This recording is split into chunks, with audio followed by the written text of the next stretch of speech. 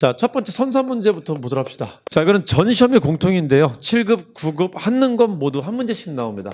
경찰 간부 시험만 두 문제씩 나오게 돼요. 대부분 한 문제 나옵니다. 그러니까 선사 문제를 볼 건데 똑같습니다. 선사 문제도 정치, 경제, 사회, 문화 네 가지 나눠서 해결할 거예요. 근데 선사 시대도 다시 네 개의 시기로 구분을 해요. 남아있는 도구를 가지고 구분한 게 있는데 한 번씩은 들어봤을 겁니다. 구석계, 신석계, 청동계, 철기라고 합니다. 자, 이 네 개 시기를 가지고 뭐를 나눠서 해결할 것이다.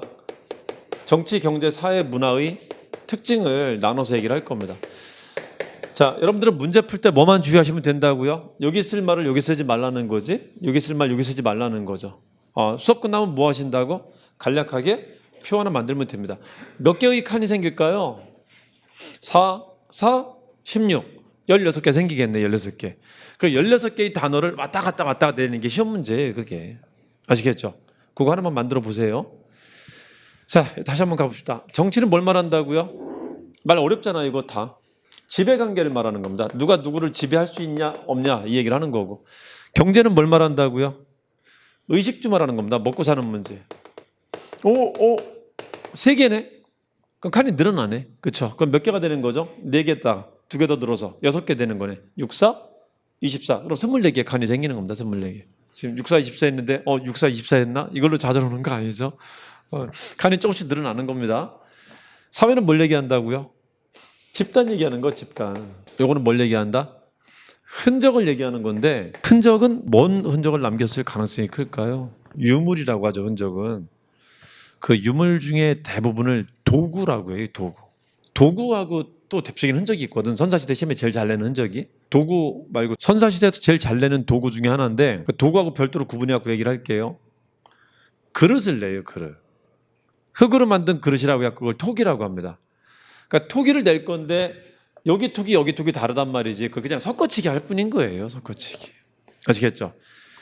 자, 그럼 하나 더 내는 게 무덤 양식을 내요. 무덤 양식. 이제 이 얘기를 좀 풀어보도록 합시다. 지구상에 인간이 태어난 게 유인원으로부터 진화가 됐다라고 하죠. 그 진화 과정이 계속 진화되는 걸 말하는 겁니다.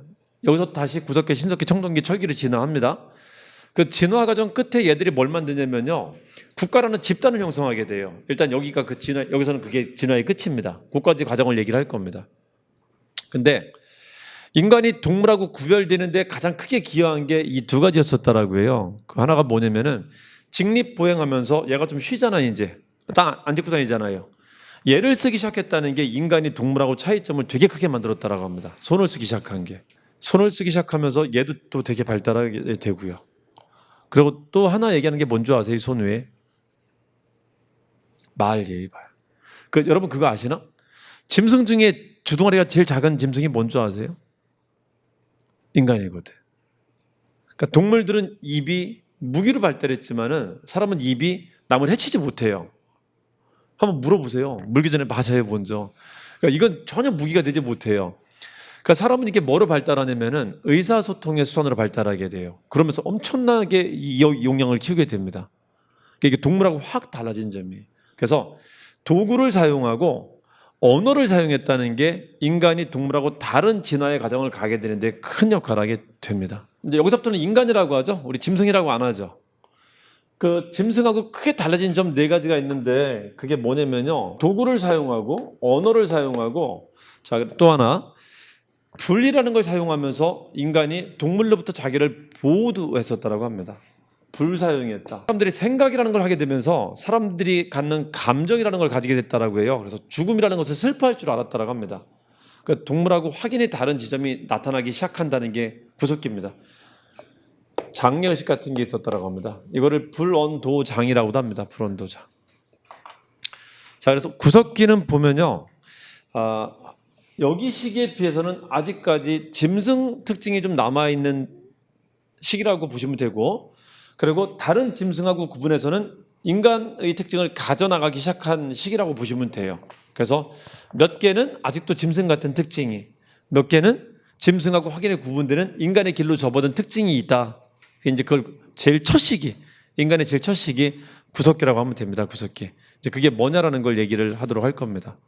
요거부터 좀 말씀을 드리자면은 습성 자체는요, 짐승들이 경제 활동하는 습성하고 크게 다르지 않아요. 그러면서 이런 진화가 좀 나타나고 하는 겁니다. 구석기 때 인간은 여기에 비해서 의식주를 자연물에 그대로 의존해 갖고 구해 먹게 됩니다. 이게 구석기 인간의 특징입니다. 그럼 어떻게 얘기하면 될까요? 저 의식주를 따로 암기하지 마시고요, 의식주를 자연물에 의존했다는 요 방점 하나를 기억하시면 돼요. 그럼 이거는 자연스럽게 알게 될 겁니다. 의복을 어떻게 했다? 자연에서 구했다. 식량을 어떻게 했다? 자연에서 구했다. 집을 어떻게 했다? 자연에서 구했다 하면 됩니다. 이게 무슨 말을 쓰면 안 되게? 만들어서 했다는 말을 쓰면 안 되는 거예요. 그건 언제부터 나타난다? 여기서부터 나타납니다. 여기서부터. 아시겠죠?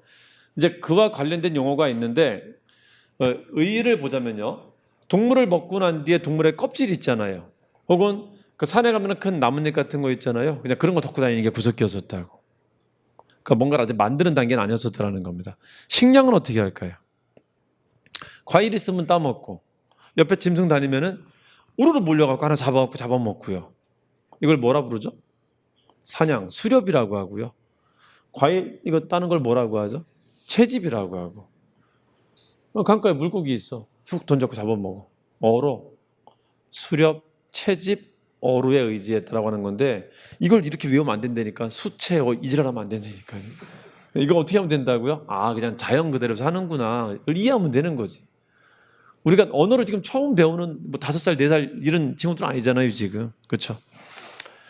그걸 기억하시면 되고, 이걸 기억하되 나중에 이제 뭐랑 여기 쓰는 단어랑 비교하시면 명확해져요, 그게. 그리고 주거는 어떻게 할까요, 주거? 이것도 자연에 의존하는데, 비는 오면 피해야 될 거 아니에요. 그리고 더울 때는 좀 시원한 데 가야 되거든. 추울 때는 따뜻한 데 있어야 되고. 그걸 다 충족하는 게 있을까요? 동굴 같은 데가 있어요. 동굴. 그 자연적으로 만들어진 비를 피하고 추위를 피할 수 있는 곳입니다. 동굴은 거꾸로 가거든. 여름에는 시원하고 겨울은 따뜻하거든. 그게 해결이 되는 곳입니다. 그러니까 동굴 같은 데 살았다라고 합니다. 자, 그리고 집단을 보자면은 이 집단의 특성이 아직은 누구의 특성을 그대로 가지고 있냐면요, 짐승의 특성을 가지고 있어요. 짐승들은 집단을 어떻게 이뤄서 살죠? 무리지어 살죠. 무리지어서. 그렇죠. 무리지어서 먹을 게 다 떨어지면은 또 저쪽으로 이동 가서 또 거기서 이제 살다가 또 떨어지면 이쪽 가서 살다가 이렇게 합니다. 그거를 무리 이동 사회라고 해요. 그러니까 지금 보면은 어디 애들하고 뭐하고 되게 큰 차이가 보이질 않는 거죠. 아직도 짐승들의 삶을 완전히 벗어나지 못했다라는 겁니다. 어느 단계까지는? 구석기 단계까지는요. 근데 그러면 구석기를 인간의 역사로 배울 필요가 없잖아요. 저거는 그냥 짐승이라고 해야 되지 않나? 저거는 토끼나 노루라고 해야 되지, 저걸 왜 사람이라고 해요? 근데 짐승하고 달라진 점도 있기 때문에 하는 거예요. 그 짐승하고 달라진 점 4개가 뭐라고요? 불언도장이라는 겁니다. 불언도장. 그래서 그 얘기 한번 해볼게요. 자, 뭐 사용하고 있다고요? 도구 사용하고 있다는 겁니다. 도구. 이때 사용한 도구가 뭐냐라는 걸 이제 시험에 가끔 됩니다. 그걸 뭐라고 한다고? 그걸 구석기라고 하는 거예요. 구석기. 아시겠죠? 인간이 처음 사용한 도구입니다. 그 섞기는 섞기인데 구하고 신을 나눈 이유가 있어요. 그건 하면서 또 말씀을 드리도록 할게요. 그러다가 이 시대가 뭐 크게 바뀌게 되는데, 이 바뀌게 되는 결정적인 계기가 뭐냐면요, 우리 구석기 사람들이 이동해 다닌다라고 하는데, 그 막 사바나 초원에 있는 동물 같은 거 봤죠? 그 동물들이 이동할 때 매일 이동하는 게 아니에요. 일정 기간 거기 머물러 삽니다. 머물러 살다가 먹을 게 떨어지면, 물이 다 말라버리면 또 물 있는 곳을 찾아가는 거거든요. 주로 물을 쫓아다녀요, 이 물을. 근데 점점 갈수록 머무르는 기간이 길어지는 거예요. 근데 그러다가 뭐 하게 된다? 아예 한 군데 정착해 살게 되는데, 이게 인간의 역사를 훅 바꿔버린 겁니다. 그러니까 지금부터는 요 사이에는 정착이라는 단어가 있다는 걸 기억하시고요. 자, 이게 모든 것에 영향을 줬다라고 하시면 돼요. 자, 그래서 정착이 모든 것을 바꾸는데 뭐를 바꿨다라고 하죠? 정경사문을 바꿨다라고 하면 되는 겁니다. 그러니까 정착 전과 후가 정경사문이 다른 거죠. 개념은 이렇습니다. 구석기 인간들이 한동안 머물러 살다가 이동하는데, 어느 순간 있잖아요, 자기가 살고 있는 곳에 오래 살다 보니까 이제 관측을 할 거 아니에요. 살고 있는 곳에 풀들이 있는데 풀 위에 자기들이 먹는 그 대롱들이 있었다라는 거지. 그 대롱이 떨어진 자리에 계속 비슷한 게 또 자라고 또 자라고 하는 걸 관측을 했다라는 겁니다. 이제 그러면서 한번 어디다 뿌려봤는데 그게 자라더라는 거야. 이제 그러고 난 뒤에 사람이 이동을 그만두고 이제 그 자리에 머물러 살았다고 합니다. 여기에 크게 영향을 준 것 중에 하나가 뭐가 있었냐면요. 구석기 마지막 때 빙하기가 있었어요. 그러니까 사람을 마지막으로 옮겨 다니게 한 겁니다. 빙하기가 있었는데 이 빙하기가 딱 끝났을 때 있잖아요. 육지에 있었던 각종 자양분들이 물가로 모여들었다고 합니다. 그러니까 물가 주변에는 진짜 먹을 게 넘쳐나는 에덴 동산이 된 거예요. 그러니까 먹을 게 넘쳐나니까는 굳이 이동할 필요도 없어지고 여기 머무르는 기간이 점점 길어지고 있었던 겁니다. 그 길어지는 기간 중에 뭐를 발견했다고요? 내가 이 식물을 심어서 만들 수 있구나라는 걸 발견하게 된 게 사람들의 정착을 만들었다라고 하는 겁니다. 이 곡식을 뿌려갖고 심어갖고 내가 만들어 먹는 거를 농사라고 하는데 농경이라고. 이 농경이라는 것의 발견이 인간 역사를 바꿨다 그래서 농업혁명이라고도 합니다. 이거를 신석혁명이라고도 하고요. 자, 근데 이거는 이설이 있어요. 농경이 먼저냐 정착이 먼저냐 그거는 그냥 이설이 있습니다. 그 신석기가 처음 생겼었던 서아시아 국가 같은 데는 농경을 발견하면서 사람들이 정착했다라고 말을 하는데 한국은 농경이 조금 좀 늦게 나타나요. 그래서 정착이 되고 나서 정착하고 난 뒤에 관측을 하다가 이거 심으면 잘하네 하면서 농경이라는 걸 하게 됐다라고 합니다. 그 선후 관계는 중요하지 않아요. 그러니까 여러분들은 농경 내지는 정착이 뭐를 바꿨다? 사람들의 정치, 경제, 사회, 문화를 바꿨다는 걸 이해하시면 됩니다. 이제 하나씩 얘기 한번 해보도록 합시다. 사람들이 정착하고 제일 먼저 바뀐 게 뭐라고요? 이건 아직 안 바뀝니다. 구석기 때나 신석기 때까지는 아직까지는 지배의 개념이 없어요. 사람들을 누가 통치하고 그러는 개념이 없습니다. 다만 이거는 있어요. 지도자, 리더는 있습니다. 리더, 보스가 없는 거지. 자, 무리 중에 나이가 많거나 경험이 많은 사람들이 지도자 역할을 합니다. 심지어는 침팬지나 까마귀도 지도자는 있다라고 해요. 근데 사람이 없을 리가 있나? 그러니까 여기까지는 지배라는 개념을 쓰지 않을게요. 그러니까 이건 변화가 없는 거야, 여기는. 아시겠죠? 혹시 지배자 개념이 없는 시대를 뭐라고 하는지 아세요? 아직 지배가 나타나지 않는 시대를 무슨 사회라고 부르는지 아시나? 평등사회라고 해요, 여기는. 그러니까 인간이 에덴 동산처럼 되게 평등하게 살던 시대도 있었다는 겁니다. 근데 저건 곧 깨질 겁니다. 정착이 바꾼 것은 경제, 사회, 문화만 얘기를 할 겁니다. 경제, 사회, 문화만. 하나씩 해봅시다. 자, 우리 정착이 경제적인 특징을 바꿨다라고 하는데 경제적인 특징은 다시 몇 가지로 나눠진다 그랬었죠. 의식주 3가지로 나눠지잖아요. 이걸 다 바꿨다고 하는 겁니다. 이건 이제 말하면 됩니다. 이걸 제가 편하게 방점 하나로 정리해 드릴게요. 방점 하나로. 의식주를 어떻게 바꿨다는 게 특징인지 아시나요? 딱 한마디로 정의할 수 있는데 의식주를 만들어 쓰게 했다라는 겁니다. 이제부터는. 인간이 뭐 하기 시작한다? 의식주를 만들기 시작한다는 게 정착이 만든 변화예요. 정착이 만든. 아시겠죠? 한번 해볼까? 뭘 만든다고요? 옷을 만든다. 식량을 만든다. 집을 만든다. 이렇게 하면 되는 거예요. 그러니까 지금 쓰는 말은 절대 어디는 못 쓰는 말이다. 구석기는 못 쓰는 말입니다. 구석기에는. 아시겠죠? 그걸 조금 전문 용어로 합시다. 좀 세련되게. 어디 가서 계속 그 얘기만 할 수는 없잖아요. 뭐 식량을 만든 이렇게만 할 수는 없잖아요. 조금 전문 용어로 바꿀게요. 이거를. 자, 의복은 그대로 얘기를 합니다. 의복 채택했다라고요. 의복 채택했다. 식량을 만드는데 이건 좀 전문 용어로 갈게요. 이걸 뭐라고 한다고? 2글자로? 농경이라고 하는 겁니다. 농경. 그러니까 이런 거죠. 농경과 관련되는 단어는 어느 시기하고는 절대 병립할 수 없다. 구석기. 자, 구석기 때 도구가 있었대요. 근데 구석기 때 도구를 쭉 나열하면서 이거는 농경 도구입니다. 쓸 수 있게 없게. 그런 게 장난치는 문제인 거예요. 그런 게. 아시겠죠? 요거를 증명할 수 있는 증거물이 남아 있어요. 그래서 얘도 시험에 잘 냅니다. 황해도 봉산 지탐리하고 평안도 평양 남경이라는 곳에 유적지가 있는데요. 거기에서 탄화된 좁쌀이 발견됩니다. 불에 탄 좁쌀이. 자, 불에 탄 좁쌀이 발견되면서 인간이 인위적으로 곡식을 뭔가 했었다라는 것을 유추할 수 있게 해준 겁니다. 그래서 이거를 농사를 했었다는 것의 대표적인 흔적, 유적지로 봐요, 저거를. 이걸 합치면 지남조라고 돼요. 지남조, 지남철. 마치 지남철처럼 붙어 있었던 겁니다. 지남조. 자, 요거는 뭐라고 하냐면은 유물 중에 이렇게 생긴 유물이 있습니다. 가운데 구멍이 뽕 뚫린 게 있어요. 이게 뭐 하는 도구냐면요. 돌인데 가운데 식물의 줄기를 안에다 넣고 있잖아요. 식물 중에 거기서 섬유질 같은 게 있는 식물이 있거든요. 그 섬유질 같은 게 이제 실 역할을 하는 겁니다. 그 실을 툭툭툭툭 뽑아내는 역할을 하는 겁니다. 그 심지어 뭐도 발견되냐면요. 바늘이 발견돼요. 아주 얇은 바늘이. 뼈로 만든 바늘이. 이 상상이나 했겠나? 신석기 사람들이 저 조그만 구멍을 뚫어갖고 바늘처럼 썼다는 건 상상이나 했겠나? 유물이 발견되지 않았다면 상상도 못했을 겁니다. 유물이 발견됐단 말이야. 뼈 바늘. 이거는 가락바퀴라고 해요. 가락지처럼 생긴 바퀴가 있습니다. 이건 도구가 뭐다? 실 뽑아내는 거야. 식물에서. 실 뽑아내면 뭐한다 이제? 바늘로 니트하는 겁니다. 니트. 들실날실. 이거를 인류가 처음 사용한 게 언제였었다고요? 신석기 때라는 거. 그래서 인간이 옷을 자연물을 그대로 덮고 있는 게 아니라요. 제가 진짜 한번 깜짝 놀란 적이 있었다니까요. 그 이제 아마 열정 때문에 그러신 것 같은데 그 중학생 가르치는 선생님인가? 수능은 아니고 초등인가 중등 가르치는 선생님이셨던 것 같은데요. 이제 인터넷에 그 자기 이름을 좀 알리고 싶으셨던 것 같아요. 강의를 하시는데 다 벗고 있잖아요. 이파리로 요것만 가리고 이렇게 와서 수업하신 분이 있었어. 근데 진짜 기겁을 했어요. 그걸 보고. 나는 죽어도 못합니다. 굳이 그렇게까지는 안 해도 됩니다. 그냥 그럼 말로 하면 되는 거예요. 말로.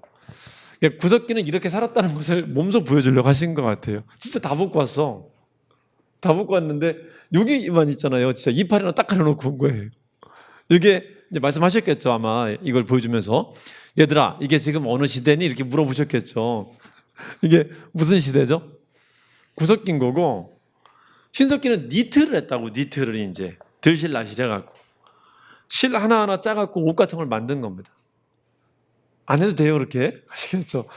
너무 열정이 넘치셨던 것 같아요. 너무 열정 높게 삽니다. 집을 만드는데요. 이제 이 집을 만드는데 이 집의 용어를 이제 배워야 돼.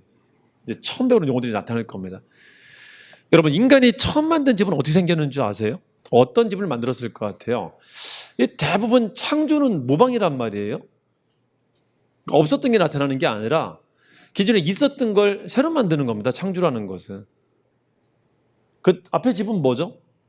동굴이죠. 그 처음 만든 집이 뭘까? 인공동굴이에요. 인공동굴. 그 사람이 왜 땅속으로 이렇게 집착하는지 아세요? 땅속은 반대로 가거든. 여러분 우리 남학생 중에 그 훈련 중에 혹한기 훈련 받아보신 분 있으면 이게 무슨 말인지 이해가 될 거예요. 그 여학생들은 모르실 텐데 혹한기가 뭐냐면요. 그냥 한겨울에 있잖아요. 가장 추울 때 밖에 나가서 그냥 잠자고 돌아오는 훈련입니다. 그러니까 추위를 경험하는 훈련입니다. 그 제가 군생활 할 때 있잖아요. 실제 땅 파고 이제 잠을 잡았었는데 와 이게 되게 희한하대. 우리가 이제 파준 게 소대장님 주무시는데 파고요. 옆에다 이제 우리 거 팠는데 진짜 똑같은 자리거든요. 여기는 그 영상 10도까지 올라가더라고. 와 대박 진짜. 한겨울인데 우리는 정확히 0도였었어요. 영상인데 와 진짜 이게 침낭에 들어가면 여기만 남거든. 몸은 다 들어가고 얼굴이 얼어요. 그 이제 밤새 내뿜은 김이 있잖아요. 이제 위에다가 이제 비닐 같은 거 덮거든. 비닐 덮고 이제 그 나뭇가지 얹어갖고 이제 위장하거든요. 올라갔었던 게 밤에 아침에 이제 해 뜨면은 그 녹아갖고 이제 비로 다시 내려주시더라고 그거를. 그러니까 잠을 안 깨려고 해도 다 깨워주더라고. 그리고 군화가 어는 데 있잖아요. 밤에 불침벗으로 나가야 되는데 이걸 못 신어. 얼어갖고 그냥 안 신기더라고요 군화가. 진짜 완전 한 대예요 한 대. 정확히 0도더라고. 근데 희한하게 바로 옆인데 10도까지 올라가더라고요. 그러니까 땅을 잘 파면은 이 추위랑 전혀 다른 영하 몇 도였었던 그런 데랑 다른 되게 다른 공간을 만들 수 있어요.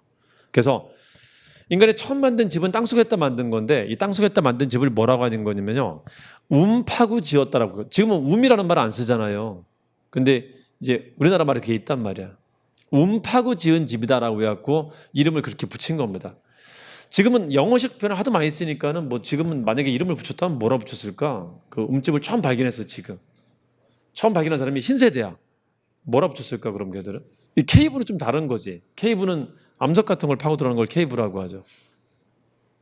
영어 같은 걸로 붙인다? 던전? 하여튼 뭐 그런 말을 붙였겠지. 근데 그 이제 옛날 그 우리 선학들은 선배 공부하는 분들은 이거를 움집이라고 이름 붙인 겁니다. 움집의 뜻이 그예요. 파고 지은 집이라는 겁니다. 쉽게 얘기하면 인공동굴 그런 뜻이에요. 인공동굴. 움집이란 단어도 언제 처음 나온다고요? 신석기 때 처음 나온다는가. 저걸 구석기 때 쓰면 그냥 가볍게 해주시면 되는 거예요. 가볍게. 아시겠죠? 근데 이제 진짜 문제는 뭐냐면은 이 농경과 움집은 어디도 있었게요? 청동기도 있었겠지. 얘랑 비교하는 게 좀 어려워지는 거야 이제. 청동기는 이 움집과 농경이 어떻게 될까요? 좀 더 발전하겠지. 그 좀 더 발전할 때 나타난 특징이 뭐냐라는 것을 신석기랑 비교를 해야 돼. 그 섞어치기 하면은 이제 고기 안 속으면 되는 겁니다. 가봅시다. 자, 이제 집단의 구조 변화를 한번 볼게요. 사회라는 것에.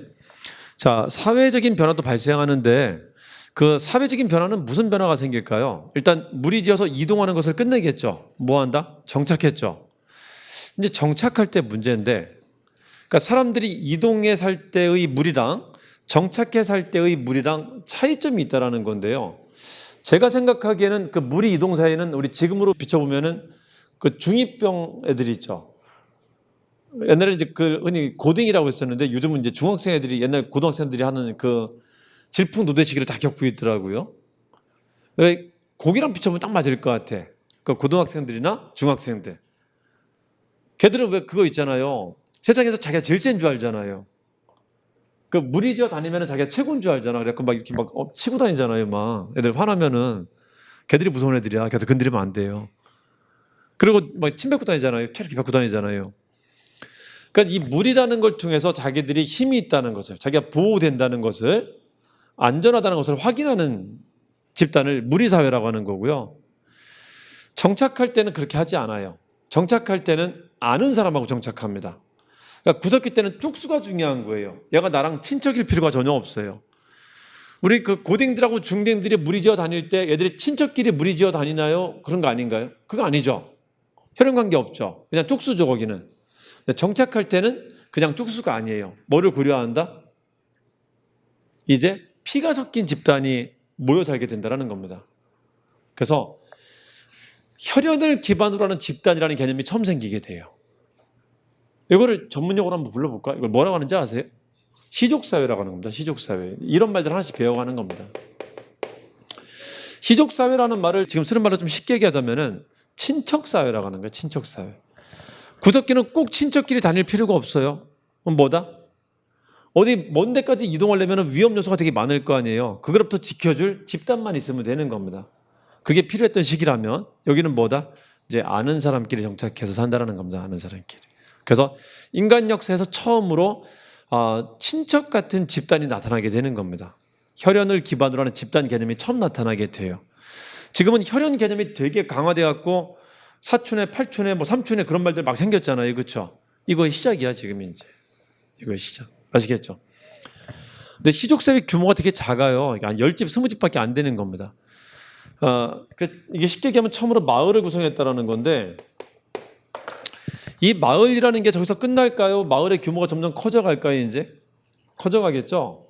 이 마을의 규모가 커져가는 것의 그 궁극적인 지점은 뭐죠? 종착지는? 마을이라는 것이 커지다가 뭐까지 발전하는 게 이제 종착지죠? 국가까지 가는 거거든, 국가. 그래서 이 마을이 10집, 20집으로 그치면 안 돼요. 이게 100집도 1000집도 10,000집도 돼야 되는 겁니다. 심지어는 지금 우리 인구 5천만까지 돼 있잖아요. 그렇죠? 어떻게 그 과정까지 갔느냐 이 얘기를 이제 풀어내는 거예요. 근데 이랬다라고 합니다. 자, 당시는 사람이 많지 않았기 때문에 노량진 근처에 누가 살고 있다면 노량진 근처에는 다른 집단이 없어요. 웬만하면 집단은 서로가 먹고 살 만한 영역을 침범하지 않는 범위 내에서 각자 구역을 가지고 살아요. 저 때는. 그러니까 따로따로 그냥 자기들 먹을 만큼만 따로 떨어져 사는 겁니다. 인구가 많지 않았기 때문에. 근데 사람들이 살다 보니까는 옆에 누가 살고 있는지 이게 이제 보이기 시작하고요. 그리고 사람들 간에 협동이 좀 필요했거나 아니면은 규모라는 게 좀 필요했을 거란 말이에요. 그러면서 접촉을 하게 됐다고 봐요. 원래 각자의 구역을 침범하지 않는 게 암묵적인 합의였었거든. 동물도 있잖아요. 그 개인적인 공간이 있어갖고 개인적인 공간을 침범하면은 걔를 이렇게 문답니다. 필수 공간이 있어갖고 만약에 쥐가 살 수 있는 공간이 요만한 공간에 2마리가 살 수 있다면은 거기에 4마리 집어넣으면 2마리를 죽인답니다. 그래서 평형을 유지한대요. 인간도 그랬었던 거예요. 그러니까 자기가 살고 있는 지역에 대해서는 서로 침범하지 않으면서 자기가 살고 있는 지역 내에서만 자기 먹을 거냐 챙겨가면서 살았던 겁니다. 근데 언제부턴가 그 두 집단의 접촉이 나타나면서 두 집단이 합쳐지기 시작을 하는 거예요. 이거는 추정할 수밖에 없는 건데 왜 합쳐졌는지에 대해서는 그냥 상상할 수밖에 없는 건데 우리가 생각했던 첫 번째 상상이 뭐냐면요. 이랬을 거라고 봐요. 이거 약간 논리 모순이긴 한데 혈연을 기반으로 하는 집단이 생기게 되면서 이 사람들이 나중에 있잖아요. 혼인할 때 가족끼리 혼인을 안 시켰을 거라는 거야. 그 가족끼리 혼인시키면은 집단 간의 갈등이 되게 크게 벌어질 가능성이 있다라고 보는 겁니다. 그리고 일단 같은 피잖아. 이게 좀 이상하잖아요. 그래서 혼인 상대만큼은 어디서 찾았다라고 본다. 이거 그냥 추정이고 상상이야 사실은. 어디서 찾았다? 저 옆쪽 동네 가면 저기도 무슨 동네 하나 있던데 거기 한번 알아볼까? 이렇게 했다라는 거예요. 그래서 뭐 하기 시작한다? 동네와 동네가 연결되기 시작하면서 집단의 규모가 커져가기 시작했다라고 하는 겁니다. 커져가기 시작했다. 신석기 때 여기서 조금 더 커지는데 이걸 뭐라고 하냐면요. 2개 이상의 씨들이 모이면은 그거를 부족이 됐다라고 해요. 부족 사회까지 발전하게 됩니다. 사실 이렇게까지 발전하는 데 있어서는 뭔가 계기가 있었을 건데 그냥 알 수는 없고 우리가 추정하기를 뭐 때문이었을 거라고 본다. 적어도 결혼은 식구끼리 안 했다. 이것 때문에 그랬을 거라고 봐요. 이거를 전문 용어로 뭐라고 하는지 아세요? 가족 외의 사람과 결혼한다. 족외혼이라고 합니다. 족외혼. 아시겠죠? 자, 이러면 마을이 점점 커질까 작아질까? 노량진에는 한 10집, 20집 있었던가 지금. 한강 주변에서 이제 물고기 잡아먹고 여기서 이제 농사 짓고 했었던 건데 저쪽 대방 쪽쯤 가니까는 대방 쪽도 좀 가까운가? 대방 넘어서 뭐 신길 쪽쯤 가니까는 거기도 누가 살고 있더라는 거지. 아, 여기 그 처자들이 2명 있는데 애들이 혼기가 찼는데 이거 뭐 형제들하고 결혼시킬 수는 없고 접촉을 해본 거예요. 그래서 둘이 이제 혼인으로 묶이게 되는 겁니다. 그래서 노량진 마을이 있고 신길 마을이 있었다면 이게 합쳐진 노신 마을이라는 게 생기는 거예요. 그런 것들이. 그래서 이 노량진만 말할 때는 뭐라고 한다? 그냥 시족사회라고 하고요. 노량진 신길 마을을 합치면 이게 뭐가 되는 것이다? 부족사회로 확대됐다라고 하는 겁니다. 자, 이게 언제 이뤄진 진화다? 신석기 때 이뤄진 진화라고 하는 겁니다. 신석기 때. 아시겠죠? 자, 이때 이렇게 사람들이 많이 살았었으니까 이때 살았던 사람들이 남겨놓은 흔적도 좀 얘기 한번 해보도록 할게요. 흔적은 뭐 얘기한다고요? 도구 얘기할 겁니다. 도구. 자, 도구 중에 희한한 게 나타날 건데 뭐가 나타나냐면요. 여러분 정착하게 되면은 이제 집안에 뭐가 생기게 될까요? 가재도구 같은 게 생기겠죠. 집안에 생긴 가재도구 중에 거의 제일 첫 번째로 생긴 가재도구가 뭔지 아세요 혹시? 캐비넷이 생깁니다. 물건 담는 것들이. 그 물건 담는 걸 뭐라고 하는지 아세요?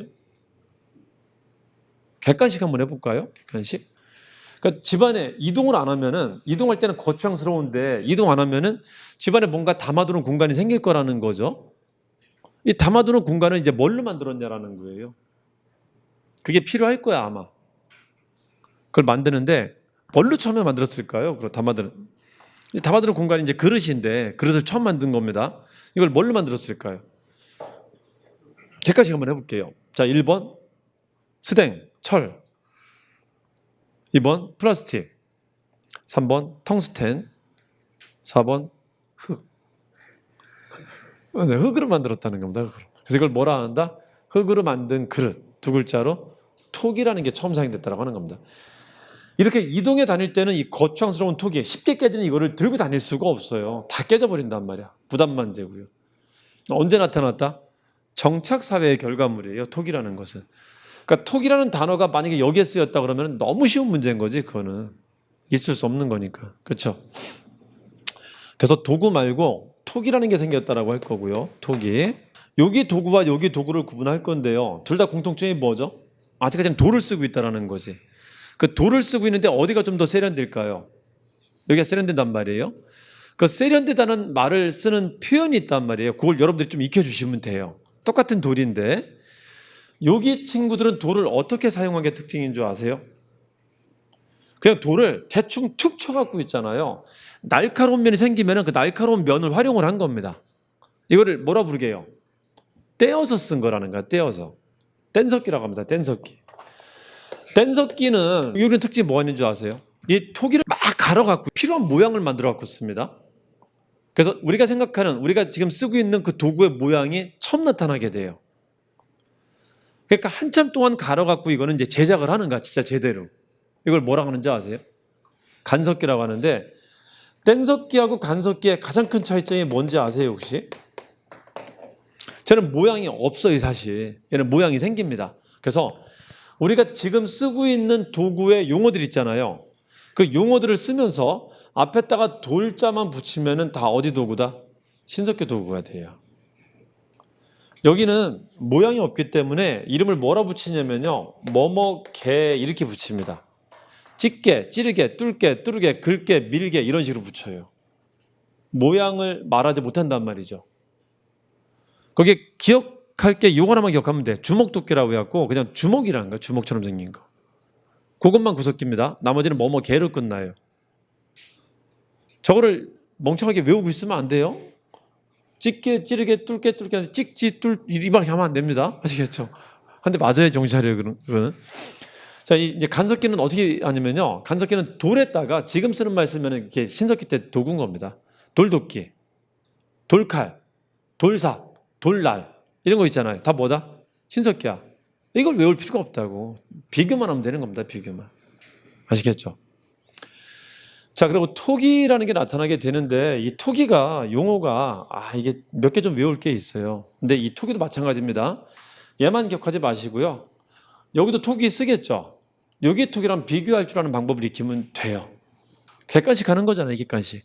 그래서 서로 못 쓰는 말들이 뭐 있는지 그걸 좀 익히면 됩니다. 자, 일단 시기적으로 보면요. 우리 한반도에 인간이 처음 산 게 70만 년 전이라고 합니다. 꽤 오래됐죠. 70만 년 전에 살다가 빙하를 만나서 그 빙하기 끝에 있죠. 사람들이 빙하 끝나고 나서 육지의 자양분들이 물가로 다 모여들면서 물가 주변에는 정말 젖과 꿀이 흐르는 정말 풍요한 지대가 된 겁니다. 풍요로운 지대가. 그래서 굳이 움직여 다닐 필요 없이 뭐 하게 됐다? 이제 오래도록 머물러 살았다라는 겁니다. 정착을 하게 된 겁니다. 그게 시점이 언제냐면요. 지금부터 딱 10,000년 전이에요. BC로 따지면은 BC 8,000년 전이라고 합니다. 지금부터 따지면 10,000년 전인 거고, 여기다 2,000년 더해갖고. 그래서 한 10,000년 전쯤에는 사람들이 뭐 하기 시작했다? 한반도에 정착해 살기 시작했다라고 합니다. 그때 나타난 변화예요. 지금 말한 것들이. 아시겠죠? 무슨 변화? 정치, 경제, 사회, 문화의 변화가 생겼다라고 하는 겁니다. 여기서 한 번 더 변화가 생기는데요. 한 번 더 변화가. 이 변화는 대충 추정하기를요. 기원전 2000년 전쯤에, 지금부터 한 4000년 전쯤에, 한반도는 한 1500년 전쯤에, 기원전 1500년 전쯤에, 우리 원래 고향은 만주입니다. 원래 고향은 만주예요. 그 사람들이 한반도로 내려와서 지금 한반도, 지금 그 남한에서만 살고 있는 거고, 원래 우리가 살던 터전은 어디였었다? 만주였어요. 만주는 한 4000년 전쯤에 이미 청동기를 쓰기 시작했다라고 해요. 자, 그래서 여기도 얘기할 겁니다. 어떤 한 사건이 이 변화를 다 추동했다는 말을 할 거예요. 그래서 이 방점을 하나 잘 기억해야 됩니다. 저기는 방점이 뭐다? 정착이. 뭘 바꿨다? 정경삼은 바꿨어요. 이렇게 말하면 되는 거고. 여기서 한번 얘기해 볼게요. 청동기 때 사람이 갑작스럽게 바뀌는 가장 큰 계기는 뭐였었냐면요. 사실은 말 그대로 청동기잖아요. 청동의 사용도 있었는데 이거는 이제 우연한 발견입니다. 사람들이 불을 쓰기 시작하면서 있죠. 불을 쓰면 옆에다 돌을 쌓아놓고 불을 쓸 텐데 돌 안에는 각종 광물 성분이 있는 거 아시죠?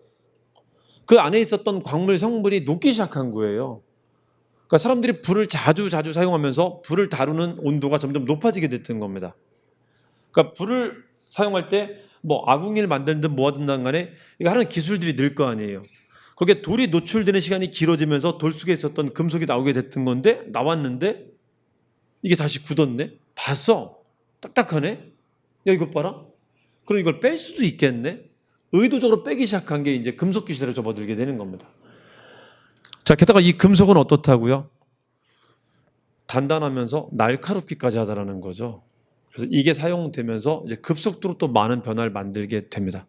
일단 금속의 사용도 특징이 되지만은 진짜 중요한 변화는 뭐가 만드냐면요.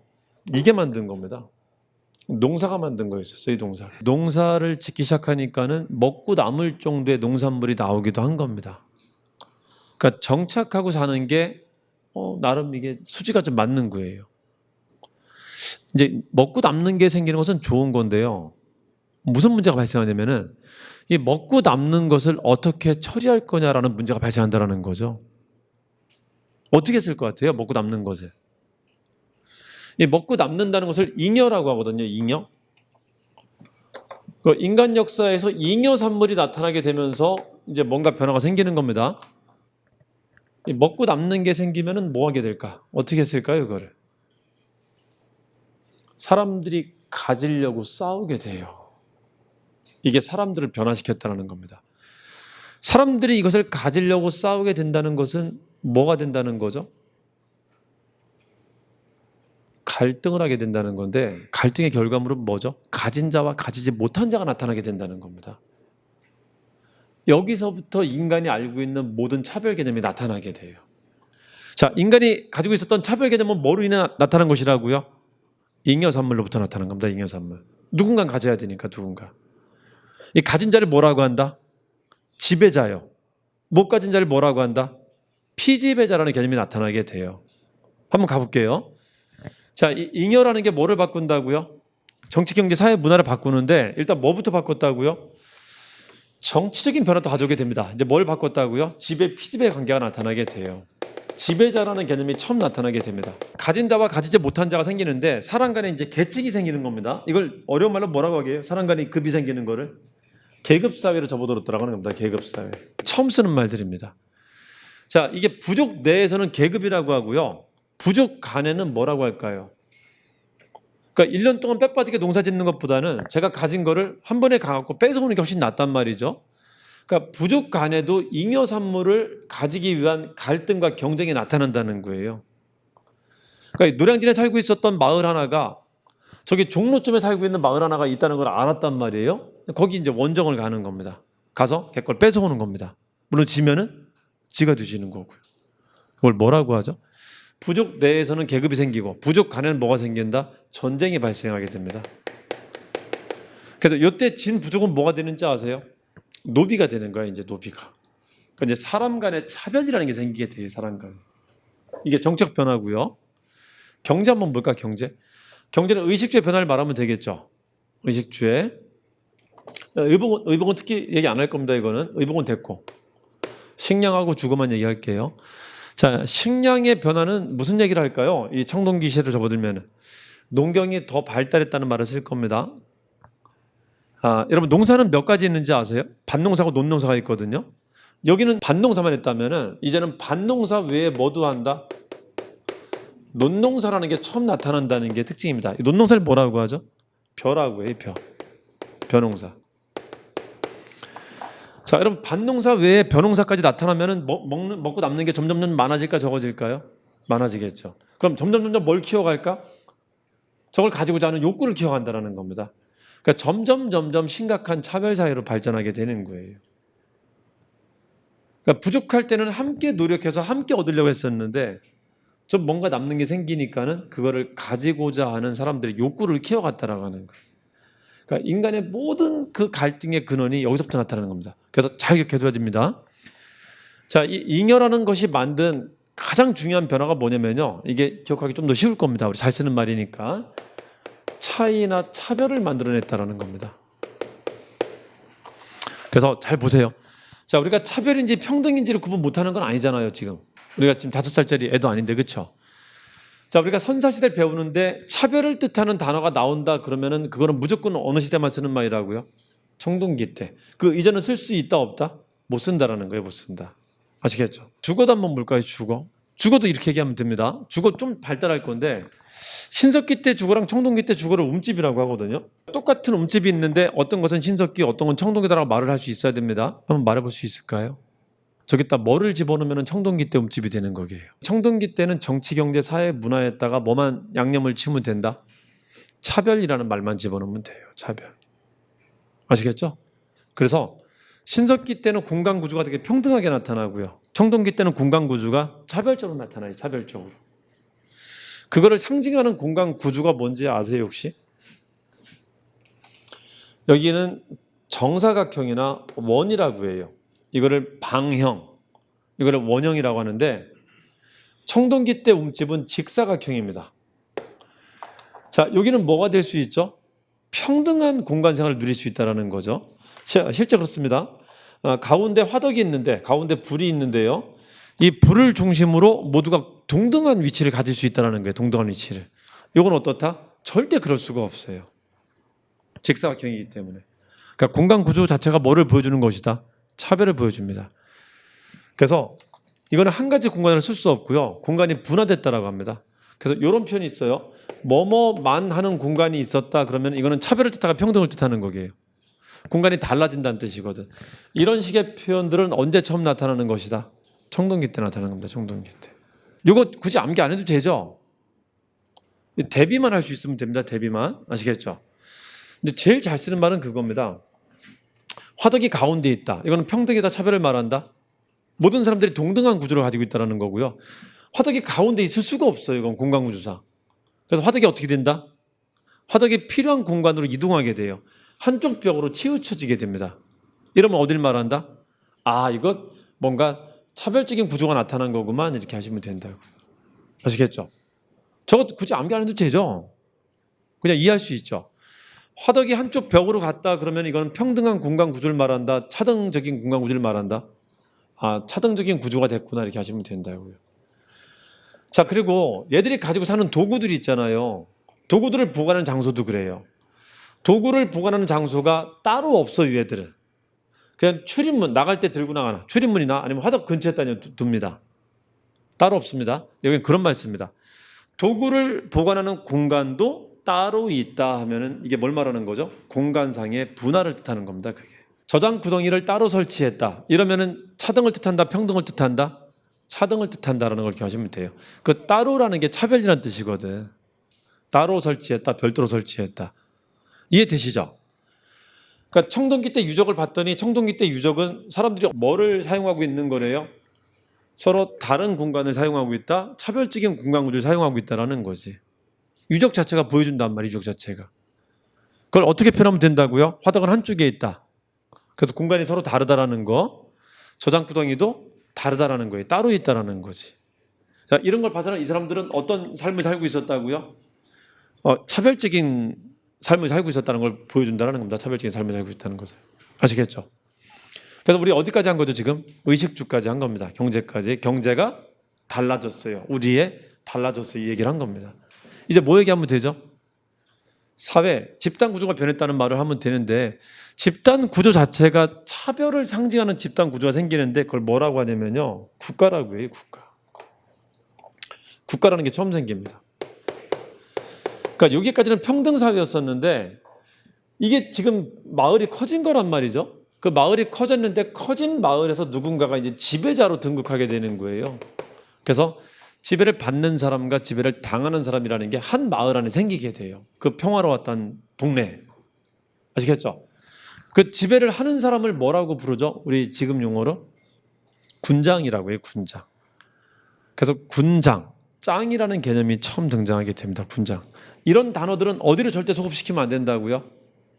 신석기전에 쓰면 그냥 0.3초 만에 푸는 거야. 그거는. 아시겠죠? 그리고 지배를 당하는 사람 중에 있잖아요. 전쟁에서 패한 애들을 잡아다가 끌어다가 일시키기도 하거든요. 걔들을. 그게 뭐가 된다? 노비라는 개념이 처음 나타나게 돼요.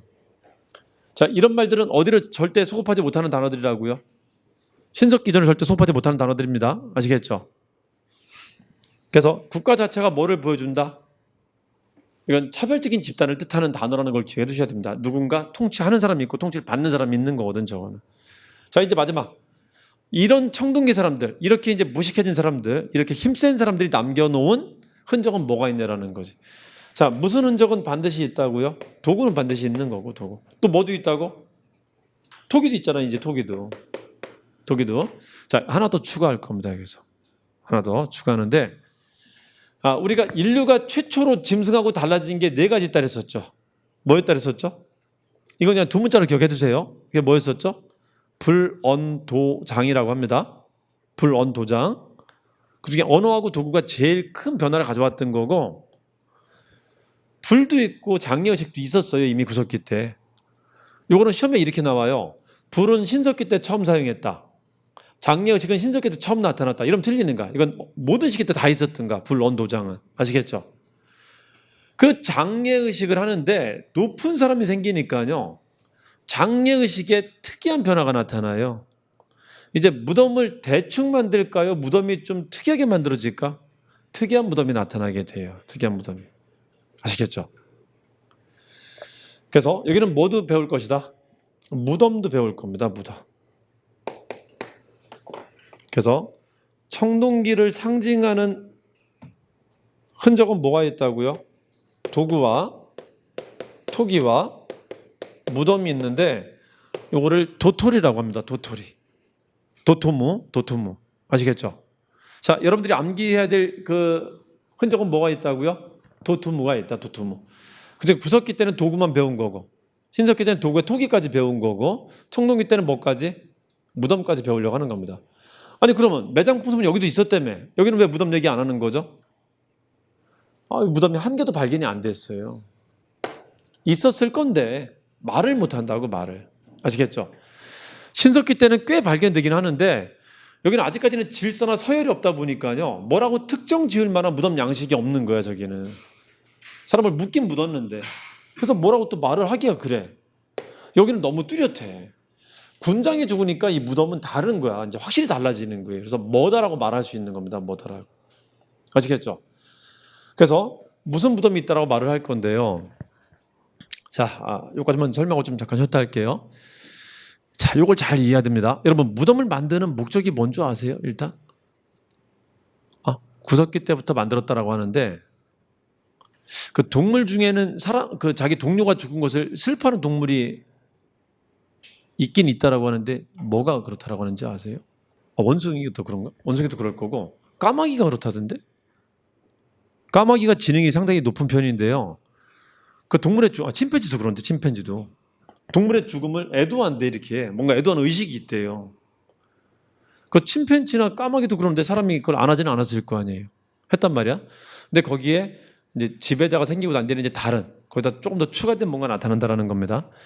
자, 그래서 이 무덤을 만드는데, 무덤을 만드는 목적은 뭘까요? 인간의 무덤을 만들었었던 목적은 뭘 것 같아? 그냥 상식적으로 그냥 생각 한번 해보면은,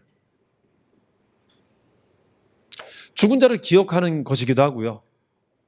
또 하나는 시체의 훼손을 막으려고 하는 겁니다. 그냥 갖다 버리면 뭐 할까요?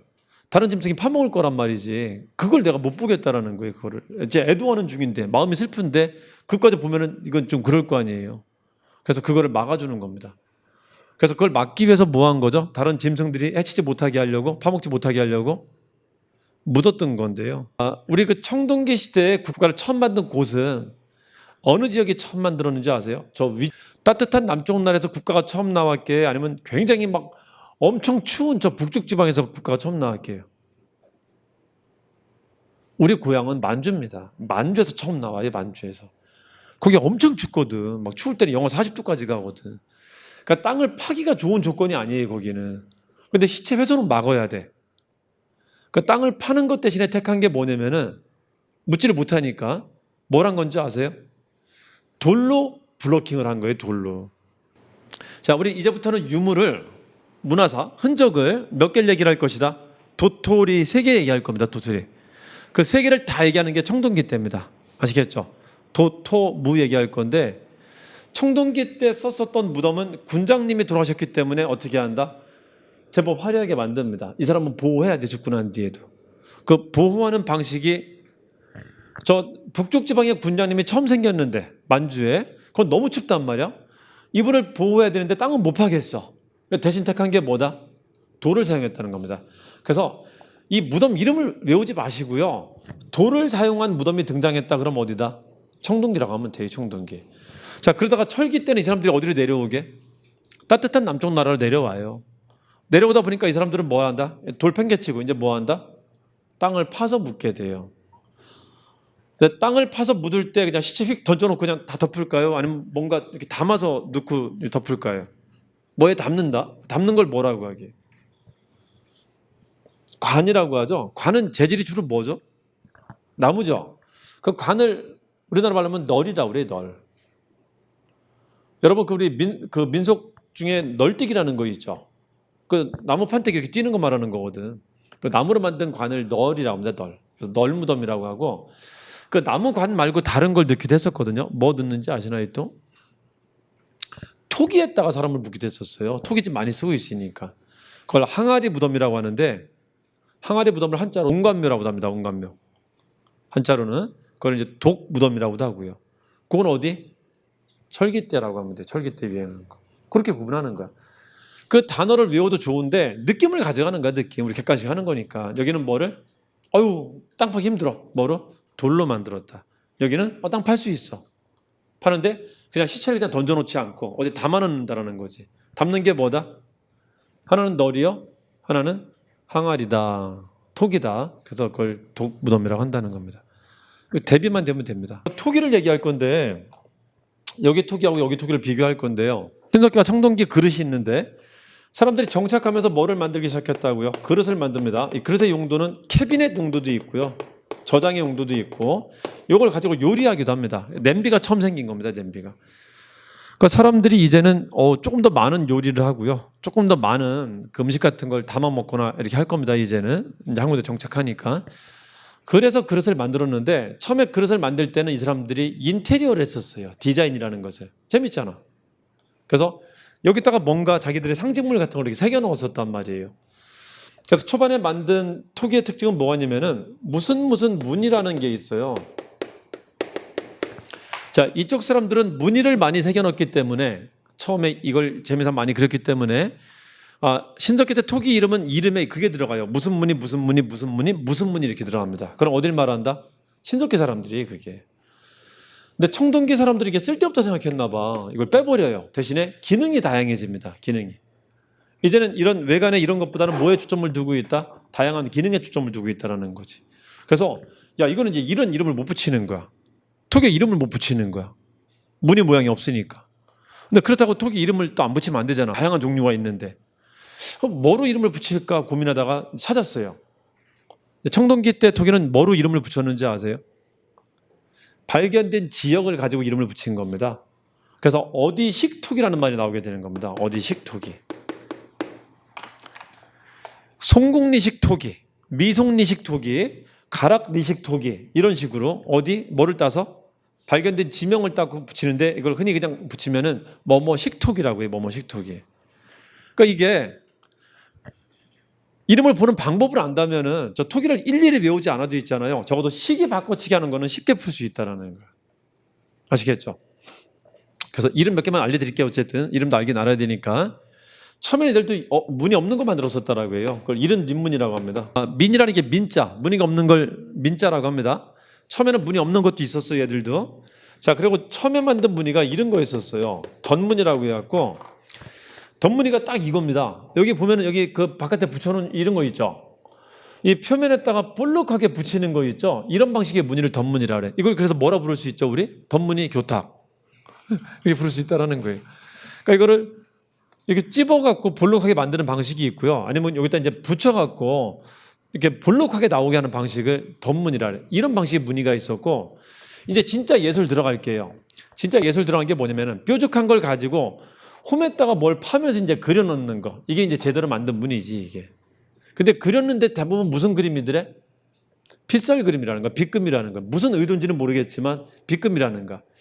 그래서 저게 물결이나 햇살 같은 걸 반영하는 게 아닐까 추정하기도 하는데 일단 추정이야, 그런 것들을. 아시겠죠? 그래서 자, 이게 나오다가 신석기를 휩쓸었었던 신석기 시대 거의 전국에서 발견된 가장 대표적인 무기는 빗살 그림이 있는 톡이라고 해서 초반에 이런 것들이 나왔다가 나중에는 빗살 무늬로 거의 수렴돼 갑니다. 그래서 이거는 전국적으로 발견됐다라고 해요. 거의 전국적으로. 자, 그리고요, 여기 들어가면 뭐가 된다고 이제 그 무늬의 무늬가 이제 없어지게 돼요. 그래서 여기는 뭐라고 한다? 뭐뭐식이라고 붙이는데, 뭐뭐식 중에 제일 유명한 게 미송리식이 있고요, 송국리식이 있어요. 이거는 북반부식이에요. 이건 남반부식이고요. 그래서 청동기 때 토기도 다양하다, 다양하지 않다?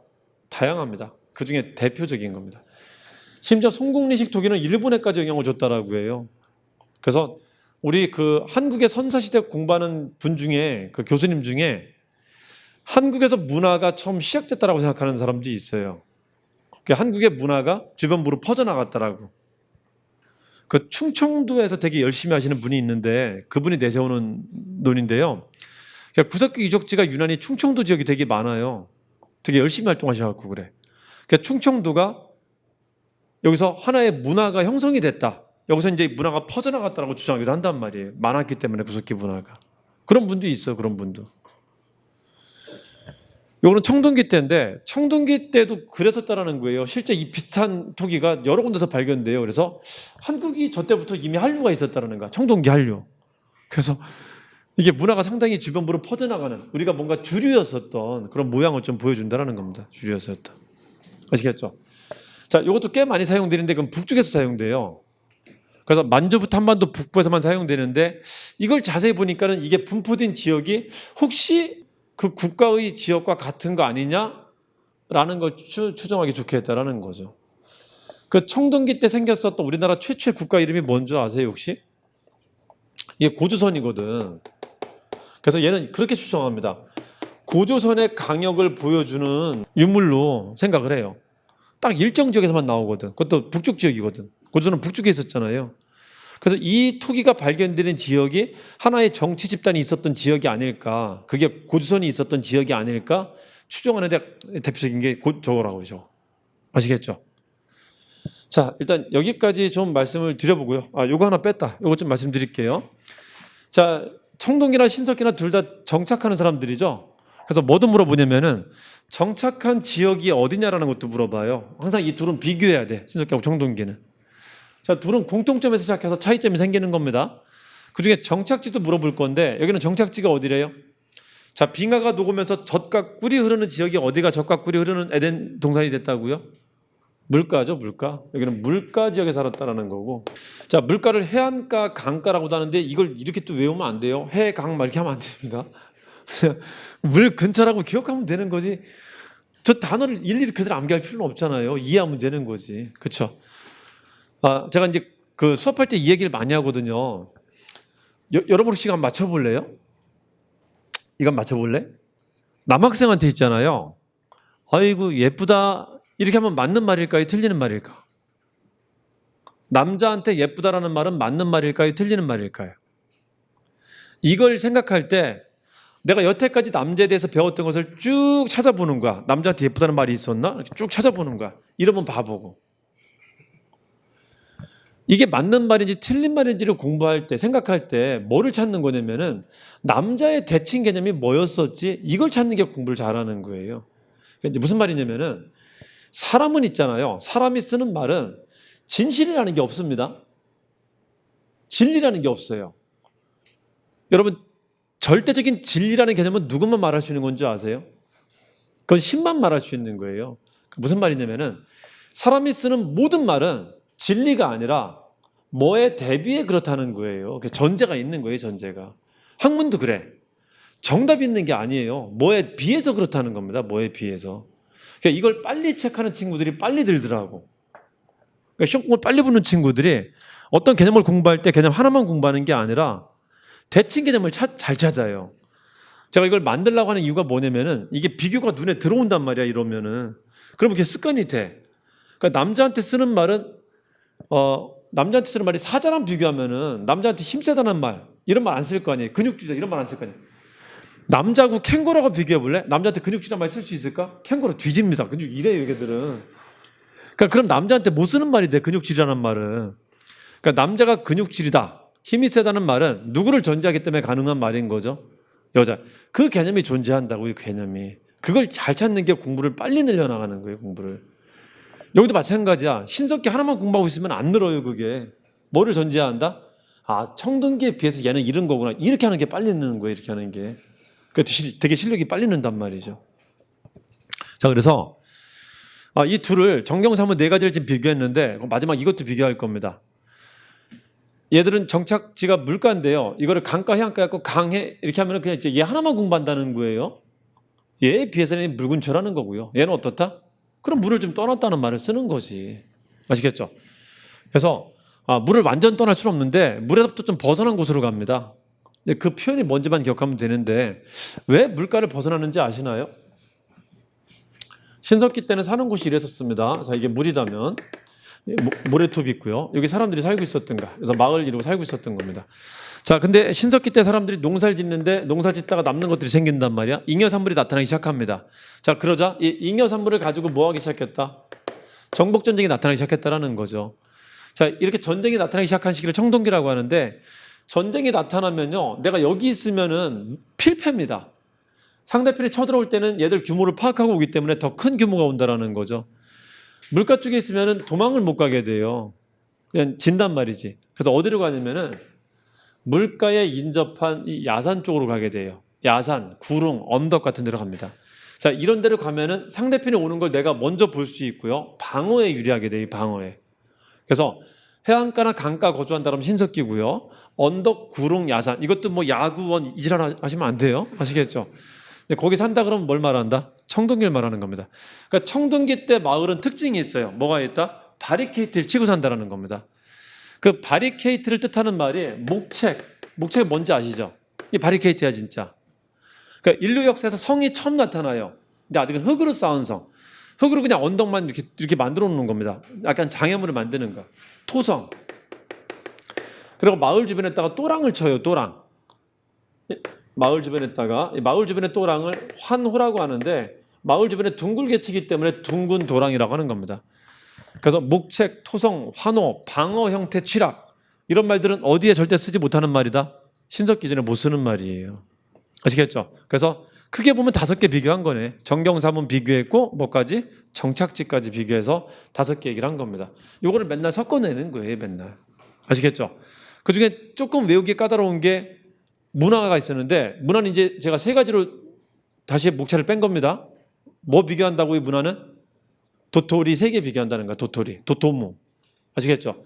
이게 머릿속에 이 목차가 잡히면은 비교가 돼요. 그럼 더 공부 안 해도 돼. 조금만 이해하면 풀 수 있어요. 아시겠죠?